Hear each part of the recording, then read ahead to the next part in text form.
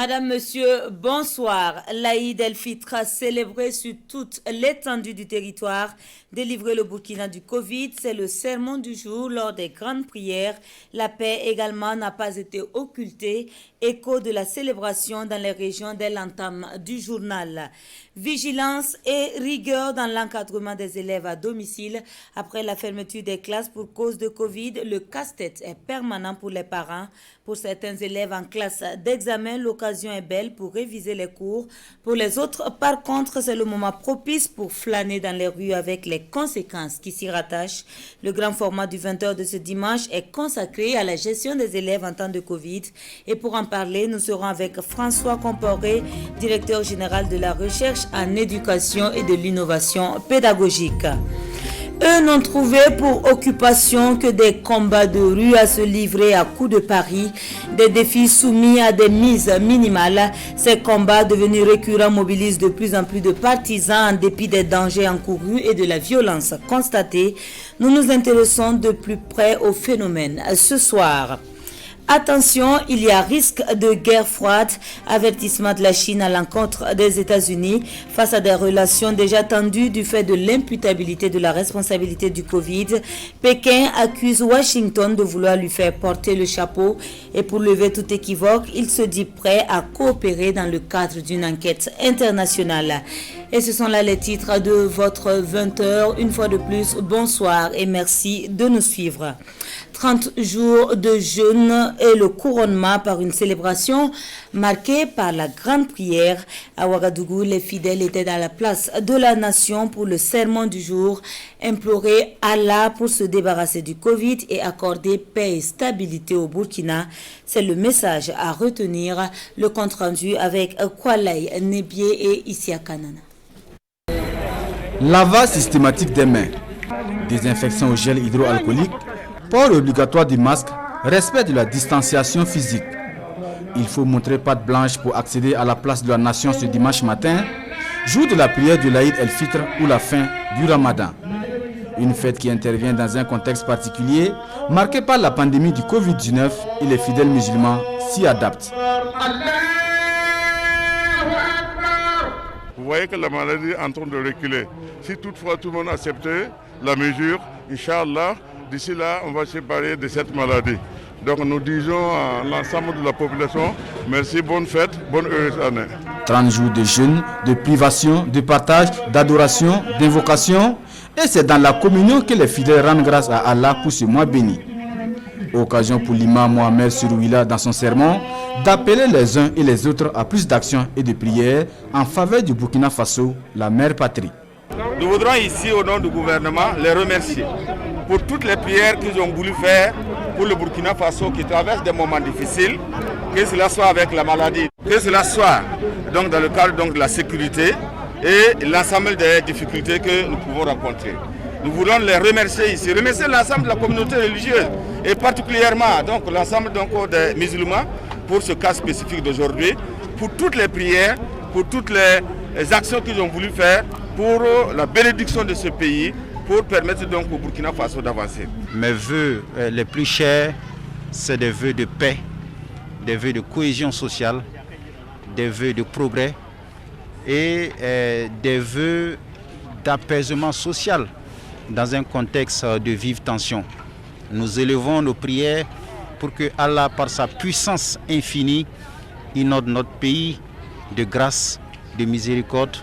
En ce jour béni, tous ont par ailleurs prié pour la paix et la sécurité au Faso, tout en rappelant la nécessité du respect des mesures barrières édictées pour faire face à la pandémie du coronavirus. Autre lieu, c'est la même ambiance qui est constatée à Bobo-Dioulasso. La grande prière s'est faite dans le respect des mesures de précaution, nous disent Mané Kahien et Ali Traoré. Ramadan 2020, les fidèles sacrifient encore au rituel de la prière matinale, mais avec quelques réajustements. Port du cache-nez, tapis individuel, même si ces mesures ne sont pas suivies par tous. Chaque musulman est tenu de prendre des dispositions pour éviter la propagation de la maladie à coronavirus. Nous avons essayé de tout faire, c'est quand nous puissions respecter les mesures. Mais vous voyez, c'est un peu compliqué. Voilà, comme dans la religion musulmane, et il est bel et bien dit, quand vous priez, il faut être toujours serré. Donc la distance d'1 mètre, ça n'a pas été respecté chez nous ici. Nous allons prier pour l'ensemble des Burkinabés, pour que le Tout-Puissant, dans sa miséricorde, nous éloigne de cette pandémie et que les cris qui se manifestent au Burkina Faso puissent aller vers une disparition totale de la maladie. Après ces 2 rakats, l'imam dans son sermon est revenu également sur le respect de ces mesures barrières. Il a aussi appelé à l'union des fils et des filles du Burkina. Dieu nous aide à vaincre cette maladie. Vous savez, les médecins occupent une place très importante en islam. Donc, lorsqu'ils nous invitent à respecter des consignes, soyons respectueux pour ne pas se contaminer.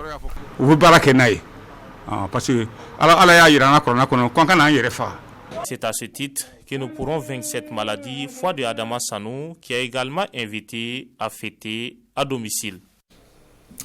La même ferveur est constatée dans les différentes régions du Burkina. Louanges, prières et bénédictions étaient au rendez-vous à Fada, Waiguia, Dédougou, Dori et Gawa, comme vous le voyez sur ces images. La mobilisation n'a également pas faibli, comme vous le constatez. Ces images nous sont rapportées par nos reporters sur place. À Boussé, les fidèles musulmans ont eu droit à une séance de sensibilisation par le ministre des Affaires étrangères.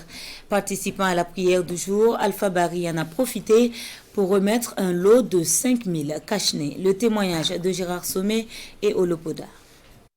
Le ministre des Affaires étrangères et de la coopération aux côtés des fidèles musulmans de Boussé en ce jour de l'Aïd el-Fitr. Alpha Bari offre 2000 masques, question d'interpeller la communauté sur la maladie à coronavirus qui est une réalité. Nous sommes venus ici, on a pris certaines mesures, des mesures barrières comme on dit.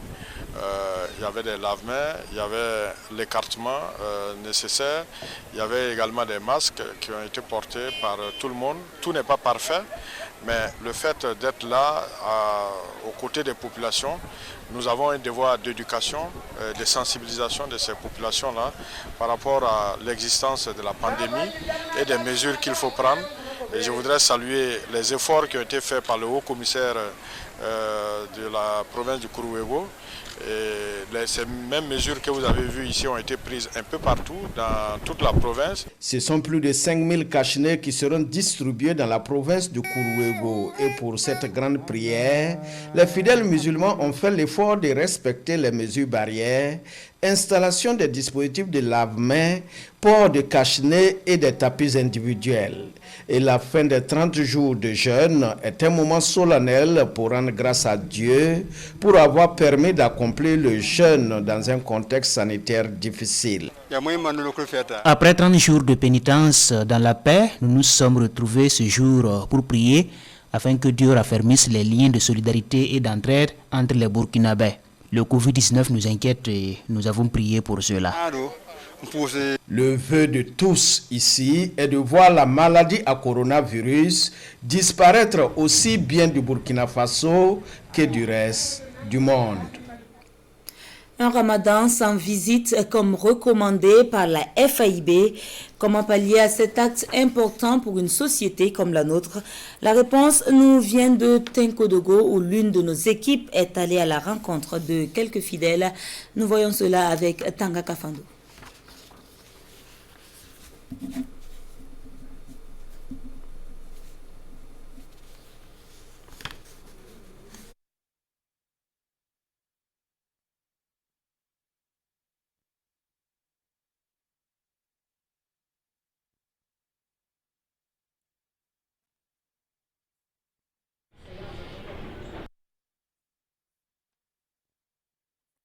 Dans l'adaptation à la pandémie du Covid, les mosquées sont restées closes à Londres, tandis qu'en Indonésie, plusieurs personnes bravaient l'interdiction gouvernementale pour prier dans les rues. En Afghanistan, les talibans ont d'eux-mêmes appelé à un cessez-le-feu pour 72 heures. Nous faisons un tour d'horizon en commençant par la France. Le ministre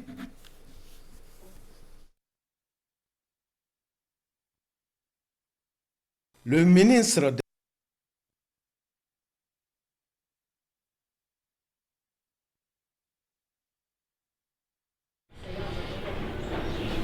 Les musulmans célèbrent ce dimanche la fin du Ramadan, une fête de l'Aïd fortement perturbée cette année par le coronavirus. En France, les familles ont dû s'adapter, composer avec la pandémie.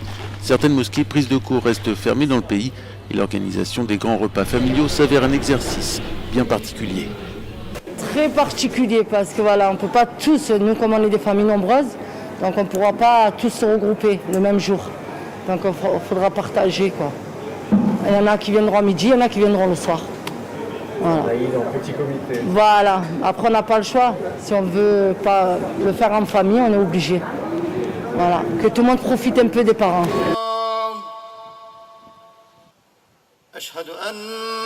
3 millions de musulmans vivent au Royaume-Uni. À Londres et ailleurs, les mosquées sont restées fermées tout le week-end, obligeant là aussi les fidèles à prier différemment. En Indonésie, plus grand pays musulman du monde, des milliers de personnes ont bravé les restrictions gouvernementales et se sont retrouvées dans les rues de Jakarta.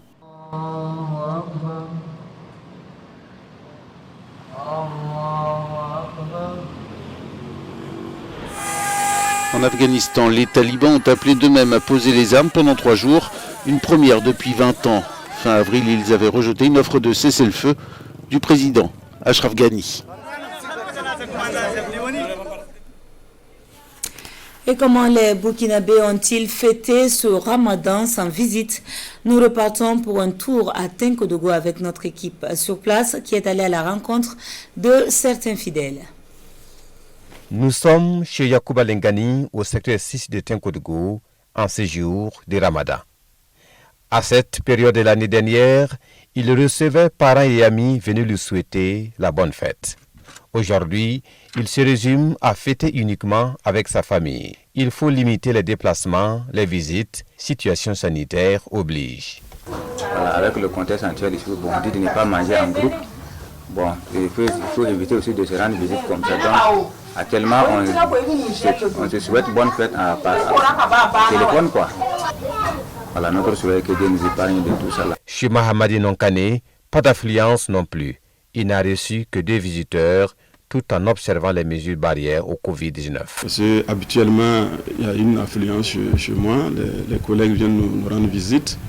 Et je crois que jusqu'à cette heure-ci, là, en tout cas, je n'ai pas vu de gens comme ça. Il y a au moins un qui était de passage, bon, un ami qui a quitté Zorgo venir, et il était de passage, ou 2, et puis un voisin juste qui est passé. Bon, là aussi, on a respecté les mesures. On ne s'est pas salué, on s'est juste souhaité bonne fête et puis bon, il est reparti. C'est par beaucoup de SMS, beaucoup d'appels pour souhaiter bonne fête. Et quand on appelle, bon, voilà un tel, on te souhaite bonne fête parce que bon, mais on ne pourra pas venir un temps, tu connais la situation. Mais pour lui, ces mesures n'enlèvent en rien la valeur de la célébration. L'essentiel, c'est le partage. On a partagé avec les voisins. Et là où on avait l'habitude en tout cas d'aller donner la nourriture, on y est allé donner. Et habituellement, si les gens viennent, on réserve de la boisson pour leur donner. Et comme il faut aller sur place les donner, on ajoute donc la boisson. Dans la cour de El Hadj Issa Gouem, au secteur numéro 1, l'affluence est plus ou moins remarquable. Et pour lui, ce n'est pas facile d'appliquer toutes les mesures prises. L'essentiel, c'est le respect de la distanciation. Dans notre contexte africain, le jour de la fête, quand tu ne rends pas visite au papa ou au grand frère, alors que tu as l'habitude de le faire, il a toujours l'idée que quelque chose a changé dans votre relation. Voilà pourquoi nous le faisons tout en gardant les règles de distanciation. Célébré dans un contexte très particulier, l'Aïd el-Fitr de cette année 2020 se referme sur une note d'espoir, l'espoir de tous de voir la fin de la pandémie du coronavirus dans les mois à venir. Et cette information en bref, avant de poursuivre, de sources militaires, on apprend qu'hier samedi, des unités militaires en mission de reconnaissance ont été prises à partie par des individus armés dans les environs de Gassiliki, dans le Soum. La vigoureuse riposte a permis de neutraliser 13 terroristes et de récupérer de l'armement et plusieurs motos. Aucune perte côté FDS et les opérations de ratissage se poursuivent. Venons-en à ce grand format de la rédaction, la gestion des élèves par ces temps de Covid. Les portes des salles de classe sont closes pour freiner la propagation du virus depuis plus de 2 mois. Une fermeture brusque et inattendue et du coup, les élèves se retrouvent à la maison. L'occasion pour bon nombre, surtout pour ceux qui ne sont pas en classe d'examen, de prendre leur quartier, d'où la nécessité d'une vigilance accrue en attendant la reprise des cours. Nongba Kouda et Maïmouna Traoré. Il est midi et la vieille Raketa Congo est à la recherche de son petit-fils Ismaël, sorti tôt le matin pour jouer. Depuis la suspension des cours pour cause de Covid-19, elle est toujours sur les pas du garçonnet pour s'assurer qu'il est en sécurité. Je le cherche parce qu'il y a trop de soleil et comme il n'a que 7 ans, il court beaucoup de risques dans la rue. Les enfants pratiquent des jeux dangereux. En plus, dehors, il peut être exposé à la maladie au coronavirus. Mais je ne l'ai pas encore trouvé, je vais poursuivre la recherche. Mahamadi Ouedraogo vient de retrouver son fils dans l'enceinte de cette école. J'ai cherché mon fils en vain. J'ai envoyé son petit frère le chercher. Lui aussi n'est pas revenu. Inquiet, je suis sorti moi-même et c'est ici dans la cour de l'école que je l'ai retrouvé. Ici, des enfants presque du même âge se retrouvent entre amis, loin des familles. Entre leurs mains, un smartphone qui tient lieu de jouer. Chaque jour, on vient à l'école pour regarder. Il y a classe. S'il n'y a pas de classe, on reste dans les bâtiments pour jouer. C'est le portable de mon grand frère et il m'a donné de venir jouer. Même si ces enfants disent avoir avisé leurs parents avant de sortir, l'utilisation du téléphone à leur âge peut être dangereuse. Avec la fermeture des classes, Moussa Congo invite les parents d'élèves à plus de vigilance. Les enfants sont têtus, mais il revient aux parents de prendre leurs responsabilités pour les recadrer. Certains parents se préoccupent moins de l'éducation de leurs enfants.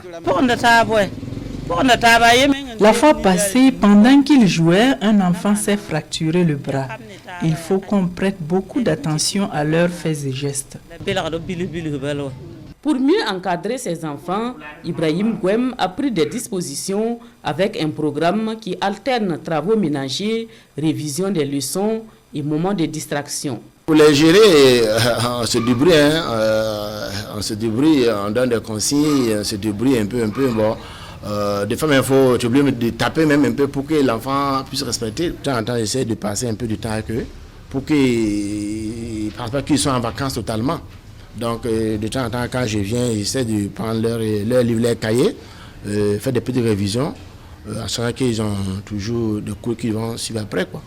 Pour lui, l'éducation n'est pas la seule affaire des enseignants. Elle incombe à toute la société. Et en ce temps de Covid-19, les parents sont plus que jamais interpellés.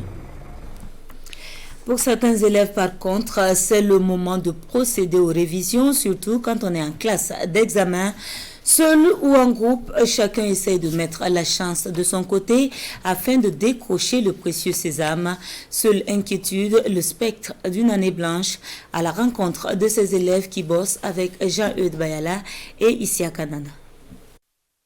Seul sur sa moto, Germain Da révise attentivement ses leçons. Élève en classe de terminale G2, c'est ici au lycée Saint-Joseph 6 à la Padoie qu'il vient réviser ses cours depuis la fermeture des écoles pour cause de coronavirus.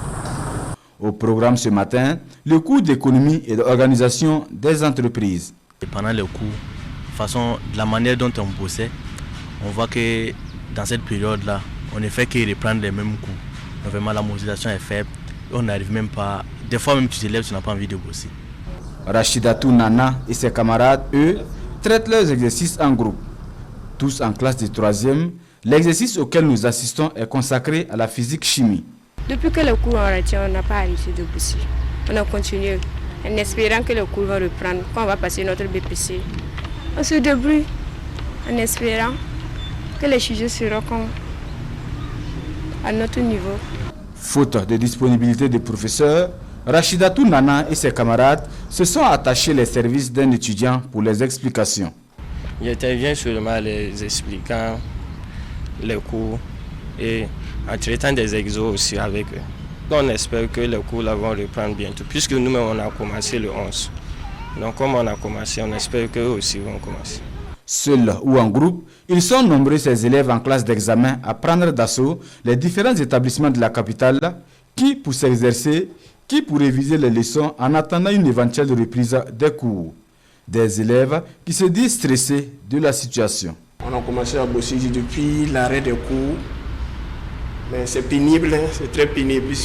On ne bosse pas d'évaluation, c'est bizarre. Tantôt tu es découragé, tantôt tu as envie de reprendre les cahiers. Bon. Mais ce qui est sûr, on tient. On force seulement pour ne pas baisser les bras. Quand on nous a annoncé que on va reprendre, on était contente. Et après encore, on a dit que c'est pas possible, on va reprendre encore telle date.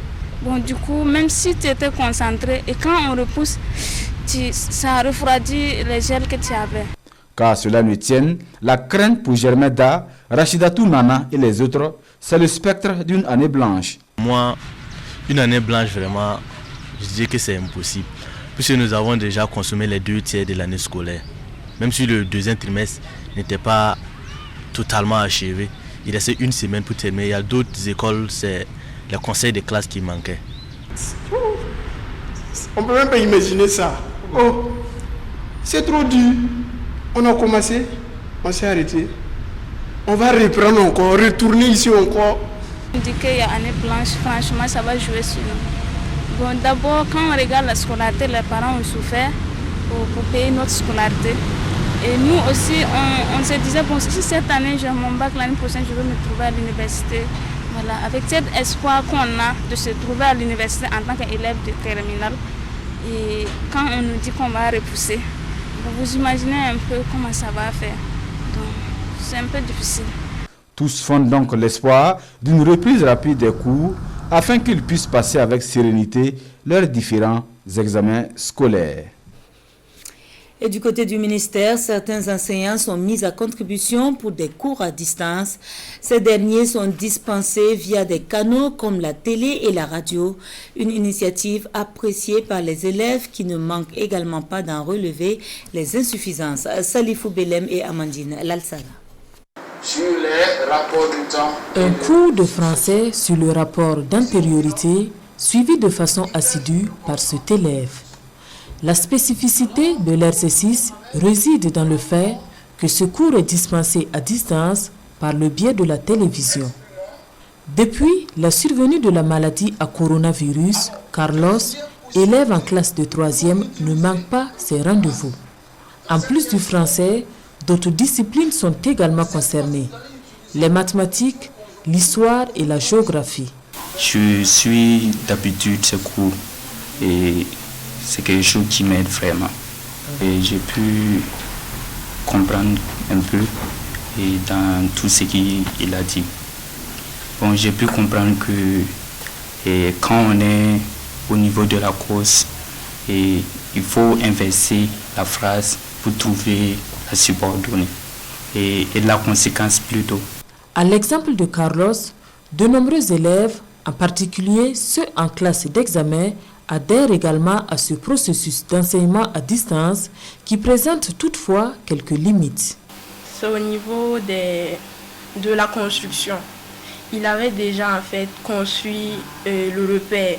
Maintenant pour les unités, on ne comprend pas vraiment parce qu'il y a des fois, il y a une partie qui est déjà écrite avant qu'ils ne viennent expliquer. C'est comme s'ils avaient avancé l'image, je veux dire. Donc tu n'arrives pas à suivre quand il écrit ou bien comme ça. Vraiment la présence du prof en classe, ça vous rassure plus et ça vous met en confiance qu'à la télé. Souvent j'ai envie de poser des questions. De mon côté, c'est un peu rapide quoi. En dépit de ces difficultés, les deux élèves reconnaissent que les cours à distance leur permet de garder leur esprit dans les cours et de ne pas totalement perdre le bénéfice des enseignements déjà reçus. Ils formulent le vœu que les cours présentiels reprennent pour leur permettre d'interagir avec leurs enseignants pour une meilleure assimilation des cours dispensés. Et c'est ce qui nous amène à la page entretien de cette édition avec M. François Compaoré, directeur général de la recherche en éducation et de l'innovation pédagogique. Bonsoir M. Compaoré. Bonsoir Madame. Alors, des écoles fermées de manière inattendue, des parents qui n'étaient pas préparés à cette éventualité. Et du coup, on se retrouve avec les enfants à la maison. Comment est-ce qu'il faut les éduquer, les occuper plutôt sainement? Merci Madame Ouattara, merci à la TNB. Ce que vous venez de poser, c'est une réalité, puisque la surprise, ce n'est pas seulement pour les parents, mais c'est pour le monde entier. Mais ce qu'il y a à dire, c'est que la capacité de résilience de l'homme doit lui permettre de gérer cette situation. Et c'est pour cela qu'il est important de rappeler qu'en matière d'enseignement, même en situation normale, le rôle du maître, c'est d'enseigner. Mais c'est l'élève qui apprend. On ne peut pas ouvrir sa tête pour lui mettre la connaissance. C'est lui qui apprend. Et donc, le rôle du parent, troisième élément important dans le processus, c'est d'accompagner l'enfant, de l'encourager à apprendre à la maison à partir du moment où, présentement, le maître n'est pas à côté. Et les cours dont vous avez parlé tout de suite, qui sont très importants. Oui, on en viendra justement. Ça, c'était pour faire référence à ce premier élément qui est passé, où ces parents qui ne savaient pas comment occuper les enfants, ils se retrouvent dans les écoles avec des tablettes et à faire des jeux que les parents n'ont pas sous le contrôle. Or, justement, je viens de dire que les cours dont vous parlez se retrouvent dans les tablettes, puisque nous avons développé une plateforme dans laquelle les élèves peuvent avoir des contenus de cours. Le rôle du papa à ce moment ou de la maman, c'est d'encourager les enfants à découvrir que la tablette ou le téléphone portable ou l'ordinateur ou la télévision, ce n'est pas seulement pour les films et les jeux, mais c'est aussi des instruments d'apprentissage. Et c'est un élément important parce que justement, si les parents et les enseignants arrivent à faire comprendre aux élèves qu'ils peuvent apprendre avec ces canaux, la radio, la télé, le téléphone portable, la tablette, l'internet, tout cela, il y a beaucoup de chances que l'enfant reste accroché à la quête du savoir. Parce que vous le savez très bien, un des principes de l'apprentissage, c'est la répétition, la régularité de l'acte d'apprendre. D'accord, ce qui nécessite donc l'implication et la participation active des parents. Exactement. D'accord. Alors, vous l'avez dit tout à l'heure, il y a des cours à distance pour permettre en tout cas aux élèves de continuer le processus d'apprentissage.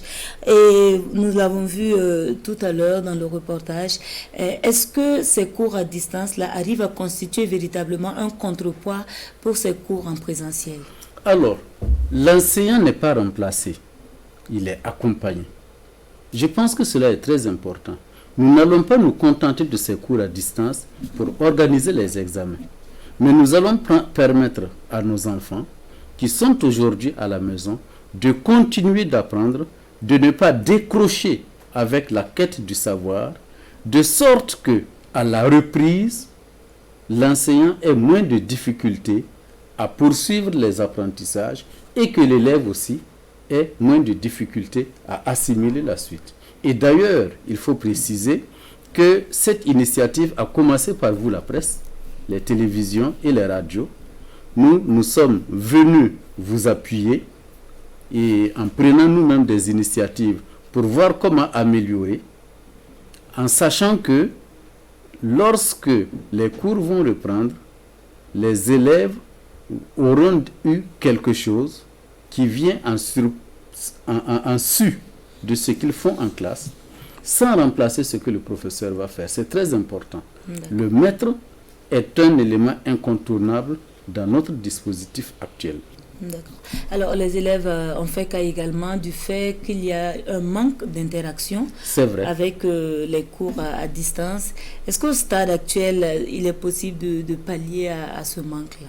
Alors, le palliatif que nous avons trouvé, c'est la rediffusion d'abord du cours, qui permet à l'élève, comme il l'a dit, il y a des choses qui vont très vite et qu'il n'a pas très bien comprises. La rediffusion du cours par une autre chaîne ou par la même chaîne lui permet de mieux assimiler. Mais pour le moment, l'interaction avec l'enseignant, et il faut le dire, c'est pratiquement difficile. Donc le système ne peut pas être aussi parfait que lorsque l'enseignant est en présence de l'élève. Okay. Mais c'est mieux que rien. D'accord. Alors, nous allons vous remercier d'être venu sur ce plateau. Je rappelle que vous êtes M. François Compaoré, directeur général de la recherche en éducation et de l'innovation pédagogique. Vous restez avec nous pour suivre ce phénomène qui a gagné les rues de la ville de Ouagadougou. Les jeunes se livrent de plus en plus à des scènes de combat. Plusieurs images circulent et inquiètent beaucoup plus au regard de la violence que cela renferme. Le commentaire avec Vincent Kenrobeau. Affiche d'un film hollywoodien ou scène sur un ring de catch. Ces images qui ont circulé sur la toile sont bien réelles et ça se passe à Ouagadougou, capitale du cinéma africain. Ici, c'est pas pour le FESPACO, man. On n'est pas là pour le FESPACO. Ces enfants se retrouvent dans la rue pour des duels où tous les coups sont permis, encouragés par des spectateurs visiblement complices. Selon certaines indiscrétions, ces enfants se lancent des défis sur la toile, prennent rendez-vous sur le terrain pour des confrontations physiques. Il y aurait même des parieurs qui les incitent et attendent les résultats des combats. La diversité des images montre qu'il ne s'agit pas de cas isolés, mais d'un phénomène nouveau qui concerne les adolescents qui semblent manquer d'occupation. Aux dernières nouvelles, certains acteurs de ces scènes brutales ont été arrêtés par la police. Nous mettons le cap sur Gawa et plus précisément dans la commune de Hello. Les populations se sont spécialisées dans le ramassage de sable. L'activité est menée principalement par des élèves et supervisée par les autorités communales. Les taxes perçues sur les sites permettent de renflouer les caisses de la mairie. À titre d'exemple, pour cette année 2020, l'activité devrait générer à la mairie 18 millions de francs CFA. Et c'est ce que nous voyons dans ce dossier de Kassoum Tony et Patrice Toui. Bienvenue au lieu de travail de Frédéric Cambou, ramasseur de sable à Elor, à quelques 5 km de la commune de Gawa. Élève en classe de première A4 au lycée municipal de Gawa, Frédéric passe le reste de son temps dans ce site à entasser du sable avec une vingtaine d'autres camarades en ces temps où les cours sont suspendus pour cause de Covid-19. L'école, ça ne va pas.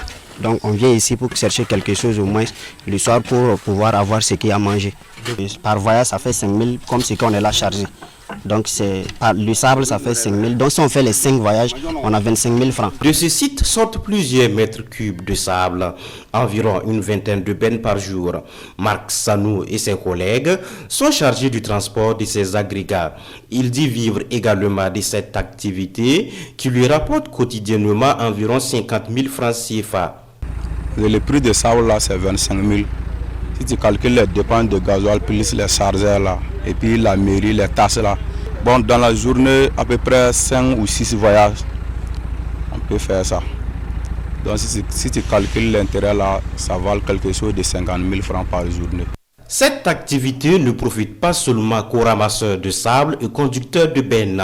Le ramassage d'agrégats est une manne financière importante pour les autorités communales de Gawa qui prévoient encaisser cette année environ 18 millions de francs CFA. Le budget 2019 a pu collecter en matière de taxes d'agrégats environ 5 millions. C'est peu par rapport au potentiel, mais c'est déjà quelque chose. En 2020, nous avions prévu environ 18 millions à collecter en rapport avec cette taxe d'agrégat. Le ramassage de sable est donc une activité lucrative sur toute la ligne certes, mais la pratique est très dévastatrice pour l'environnement, d'où la nécessité de mettre en place des plans de restauration de ces terrains fortement dégradés. Les autorités communales de Gawa, conscientes de ce fait, disent accompagner les populations locales dans cette dynamique. Sur le terrain également, le nouveau directeur général de l'autorité de mise en valeur de la vallée du Sourou, accompagné d'une équipe technique, il est question de visite des aménagements à réaliser. Yves Rwamba et Karim Ouedraogo pour le constat. Des périmètres aménagés de Niassan au Vando de Léry, en passant par les périmètres aménagés de Digne, le directeur général de l'autorité de mise en valeur de la vallée du Sourou AMVS a pu constater les activités qui sont menées dans la vallée. Après constat, les défis à relever semblent être énormes pour le nouveau directeur général de l'AMVS. Nous avons parlé de la réhabilitation par exemple de l'usine de décortiquage de riz et il y a des grands projets aussi à venir.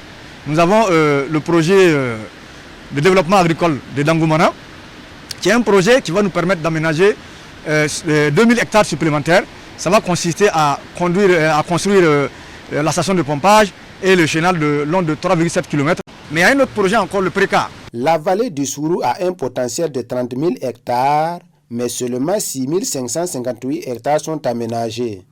Et ce sont du riz, du maïs et des produits maraîchers qui sont produits dans ces périmètres en saison humide et en saison sèche. Dans l'ensemble, la tournée s'est bien déroulée à la grande satisfaction du directeur général de l'AMVS. Nous allons travailler pour que, en tout cas, la vallée puisse avoir son nom d'antan. J'ai foi parce que nous avons des hommes compétents à notre disposition et les producteurs sont aussi enthousiasmés pour produire, car on dit que la terre ne ment pas. Au cours de sa tournée, le directeur général de l'AMVS a rendu une visite de courtoisie à la gendarmerie de l'Anfiera. Une visite qui a permis de féliciter et encourager ses forces de défense et de sécurité pour leur combat quotidien pour assurer la sécurité dans la vallée du Sourou. 20 000 masques et près de 2000 flacons de gel, l'accompagnement de l'Union européenne au Minifid. Le don, estimé à 12 millions de francs CFA, vise à permettre aux agents d'assurer le maintien du service tout en étant protégés. La remise avec Daouda Ouattara et Moumouni Soubeiga. L'Union européenne solidaire du ministère de l'économie, des finances et du développement. C'est donc au total 20 000 masques et 1960 flacons de gel hydroalcoolique que l'Union européenne, à travers le programme d'appui à la gestion publique et aux statistiques, remet à ce département ministériel. Il s'agit de permettre au ministère de protéger ses agents et de maintenir fonctionnels les différents services. Le gouvernement a pris des bonnes mesures et a géré dans une façon exemplaire cette crise et nous voudrions aussi avec ces mesures exprimer notre appréciation de cette réponse organisée par le gouvernement. Un don accueilli à bras ouverts par les responsables du ministère de l'économie, des finances et du développement. Nos services sont très sollicités par rapport au public et nos agents sont relativement exposés et les dons que nous recevons permettent effectivement de mettre une barrière à cette pandémie. Toutes les structures pourront en bénéficier et je pense que les agents pourront exercer avec encore plus de sérénité. L'Union européenne n'est pas à son premier don dans la lutte contre le Covid-19. Elle avait déjà remis il y a 2 semaines 15 000 masques au profit des populations vulnérables. Une série de dons qui visent à soutenir le Burkina dans la lutte contre le Covid-19 selon l'ambassadeur chef de la délégation de l'Union européenne au Burkina Faso. Du Covid, il faut peut-être en rire pour éviter de s'enfermer dans les pleurs. C'est d'ailleurs la philosophie du spectacle humoristique initié par la comédienne Augusta Palinfo, une manière de plus pour sensibiliser la population. Gérard Sommet et Amadou Marcel Atto. Coronavirus, à cause de quoi? Les marchés sont fermés, plus d'affluence, on a pris les nouvelles du pays. Coronavirus, les commerçants, les gens qui maudissent. Coronavirus, grâce à toi, les chambres noires sont fermées. De l'humour pour mieux lutter contre la maladie à coronavirus au Burkina. Sur la scène, chaque représentation véhicule au moins un message de sensibilisation et la manière avec, comme le veut ce concept dénommé Rions du Covid. Le concept Rions du Covid, c'est pour dire que nous aussi, en tant qu'entrepreneurs culturels, c'est notre contribution à la population burkinabé, africaine et internationale, pourquoi pas, de rire un tant soit peu pendant ce Covid. Parce qu'on sait bien que c'est compliqué. Le Covid est venu vraiment, je dirais, mettre à plat tout. de façon générale. Tout est à plat et on doit apprendre à vivre avec le Covid. On doit se dire qu'on doit vivre avec, mais tout en respectant les mesures barrières. Pour ce faire, 11 artistes comédiens et groupes artistiques, et chacun en 10 minutes, tentent d'emballer le public sur l'impact du coronavirus. C'est le commerçant et les religieux qui peuvent dire que le corona n'est pas bon. Sinon, chez nous, les artistes, c'est alhamdulillah, nous les remercions. Figure-toi que le corona nous a donné 1,25 milliard de francs CFA. 1,25 milliard. Ah, jusqu'à tout le monde nous a vu actuellement. La finalité pour nous, c'est de faire changer la mentalité des gens. C'est de mettre un peu de joie, un peu de bonheur dans le corps de toutes ces personnes. Vous savez, pendant le Covid, il y a beaucoup qui ont failli péter les plombs. Parce que la solitude, les conditions dans lesquelles ces personnes sont, quand même ça va, et maintenant ça ne va pas, c'est pas évident. L'ensemble de ces spectacles sera enregistré entièrement et remis aux différentes chaînes de télévision et tout autre canal de communication pour diffusion afin de toucher un plus grand public. Washington-Pékin, les relations sont de plus en plus tendues. Accusée d'avoir laissé échapper le virus, la Chine s'en démarque et se dit favorable à une enquête internationale. Elle avertit toutefois des risques de guerre froide avec les États-Unis. La Chine avertit des risques d'une guerre froide avec les États-Unis. Alors que la pandémie de coronavirus a tendu les relations entre Washington et Pékin, le premier accusant le second d'avoir laissé le virus s'échapper d'un de ses laboratoires, la Chine accuse à son tour les États-Unis, cette fois de vouloir à tout prix lui faire porter la responsabilité des plus de 340 000 victimes dans le monde. Il est regrettable qu'en dehors de la dévastation causée par le nouveau coronavirus, il existe également une sorte de virus politique qui se propage aux États-Unis. Ce virus politique est le moyen de saisir toutes les occasions d'attaquer et de salir la Chine. Certains politiciens ignorent complètement les faits et ont fabriqué trop de mensonges visant la Chine et fomenté trop de complots.